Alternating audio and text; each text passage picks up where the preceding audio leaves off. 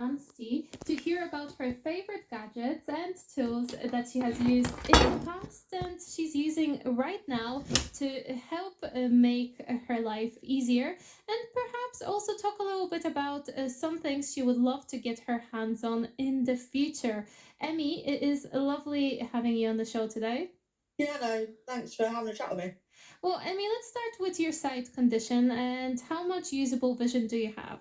So, the genetic condition that I have is called Bardet-Biedl syndrome, but the actual vision part of it is retinosis pigmentosa. Most people will know it as like RP. So, the main things with my vision is I've got very limited peripheral. So, it's like about 2 or 3 degrees roughly, so like just past the eye line of like seeing someone's face. So, it's really, really small. No depth perception, and then I've got night blindness, color blindness, and light sensitivity. But in terms of like general day-to-day vision, I've got a fair chunk of like useful vision. So I probably don't use as much different technology or different things as people who've got like who are got less sight or are like fully blind. Yeah, but I guess sight loss, especially with vision, it's very much a spectrum. So it still impacts your life, and there's still some tech you have used growing up that helped you maybe access materials, study. Where is it that tech specifically helped you out as you were growing up? It depends like what you define as tech. Do you mean like in terms of like digital technology or just general technology? If we're talking about like anything that could class as technology, then technically I started using it when I was like 7, when I first got introduced to my mobility technology is when I started to use a cane. I was first taught how to use a guide cane, but also touch typing as well. They were the first like 2 things they thought would be most useful when I was like first diagnosed with my sight loss. Mm. And how have they impacted your life since then? Like, did you notice a difference at that age? You were quite young. Yeah, so the cane felt really strange, and it's gonna sound strange saying this, but because I was like really young and it needed to feel more normal, canes ended up having names because it just made it a bit more fun for when I was younger. They don't now, but in terms of actually using it, it kind of made things obviously a lot easier. It was a bit strange having to learn to use it. And the more bigger kind of influence was the touch typing because it just felt like it made so much more sense than doing the handwriting practice. Like I was actually going to use it in the future, and I quite enjoyed it as well. So, if someone's listening and they're maybe fairly new to sight loss, what is touch typing? Could you describe it or explain it, please?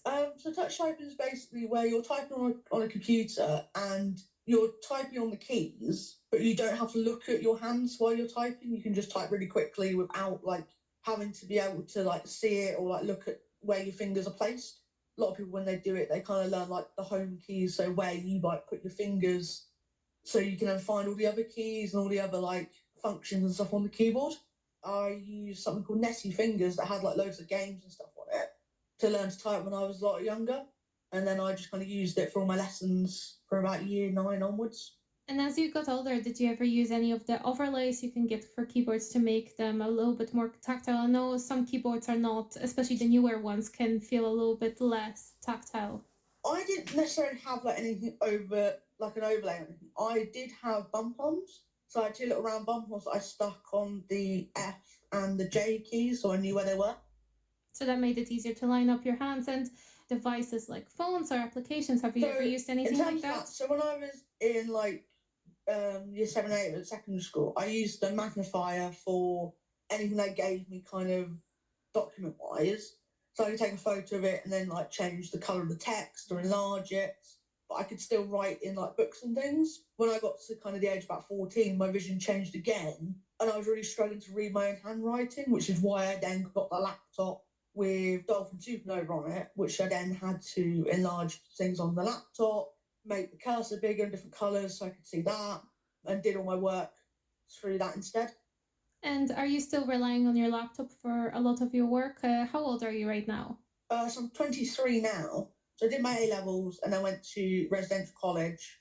And what helped you in college when it came to like doing your assignments and lessons? Did you do things on your laptop as well, or did you rely on any other devices? So I did use my laptop for my actual lessons, but at the college I had lessons in digital and assistive technology. So they kind of helped me look into different software. So I've moved on to JAWS just because I found that easier. I found it works better with more the Microsoft apps like PowerPoint and Excel. And I also started to learn how to use a Q browser as well because I'm learning browser since I was about 11, and it could be beneficial in the future if my site goes more. So I've kind of dabbled in Q browser a bit more, bit of browser technology. You've mentioned quite a few devices you have used over the years. What accessible tech could you not live without? I'd say the laptop's kind of one I've really depended on to like take notes and like do my A levels. There's gonna probably be another one that's gonna be really obscure. Um, I'd say like talking thermometer and talking like scales that I've used in like the kitchen and cookery. Like some of them I would not be able to cope out at college because they were so useful. Are you a big chef? Do you like cooking? Yeah, I actually did cookery at GCSE and A level, and then I was on self catered through my 2 years at college. And what would be your signature dish? That's a tough question. One of my favourites, and probably the one that people ask me to do the most, is like a quiche or like tartlets because I'm quite good at doing pastry. That's really impressive because I find pastries are really difficult to get right. Yeah, but it's by feel, so it's kind of easier. It's one of the ones I find easier because it's by feel. And over the years, have you received any support when it came to accessible tech from maybe any community groups or any specific organizations? I had support through like the team from the council when I was at school, and they kind of helped with a few tech issues I had with like my iPad and stuff at the time. But I guess then when I was at college, like I said, I was actually having lessons in accessible tech. But to be honest, if I ever have any tech issues, I'll either like try and look it up myself, or normally I get my dad to help because he's normally the IT guy in our family. That's very convenient, isn't it? Yeah. When it comes to accessible technology, what would you absolutely recommend to someone who is perhaps new to sight loss? Obviously it changes for a lot of people. Like I've seen people who like really get on with kind of software and people who kind of don't. So it really depends on obviously people's varying levels of sight. But I'd say using a laptop and being able to touch type massively helped with doing all my studies. Braille technology I can't really advise that or recommend that much because I'm not really advanced enough with it. I know some of my friends really like the key braille. But I said it's really hard to say because like I said, vision varies so much. Yeah, exactly. And there's no right answer. It's just something that's maybe from your personal experience in this case. Well, Emmy, just one final question for you. Obviously, technology is advancing so quickly. So, if there was a dream development for you in the future, what would you like to see come to fruition? I'd probably say something that's like a bit more advanced with braille because obviously you've got things like Q braille or like the standard brailler. So one that's like more kind of like a computer and braille kind of mixed together would be quite cool. Also, I feel like if more kind of games or like video games and stuff could be made accessible and like be adapted, or like just have like a something that can adapt them like better anyway, because there's just so many games now that just aren't accessible. And we're definitely seeing more people from the blind and partially sighted community get interested in games. So, yeah, it seems like a really great market to invest in, doesn't it? Yeah, just some people don't see that because obviously it's such a niche thing to have like such a small community of people who are vision impaired or blind. So unfortunately, it's not being developed as much because there's not enough awareness out there about what it's like. Well, hopefully, as people like yourself talk more about it, we'll see even more investment go into gaming and accessibility. I mean, there are some games out there that are really paving the way for that. So hopefully, all the other companies will follow suit. But in the meantime, Emmy, it has been fantastic speaking with you today, and thank you so much for sharing your journey with accessible technology with us.